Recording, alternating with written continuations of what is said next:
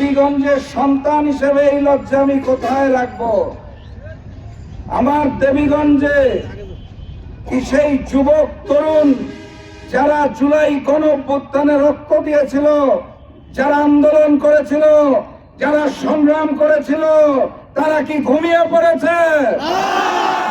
আমি আমার তরুণ যুবক ভাইদের বলতে চাই, যারা চাঁদাবাজি করে, যারা রাজনীতি করে, তারা যদি আমার মা এবং বোনদের ইজ্জত নিয়ে ছিনিমিনি খেলতে চায়, তাহলে তৎক্ষণাৎ সেখানেই তাদের কালো হাত ভেঙে ঘুরিয়ে দেবে।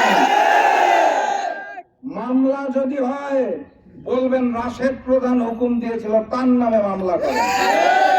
মামলার দায়িত্ব আমি নিলাম, কিন্তু আমার দেবীগঞ্জের মা বোনের গায়ে যদি কেউ হাত দেয়, শরীরের শেষ রক্তবিন্দু থাকা পর্যন্ত প্রতিরোধ করতে হবে।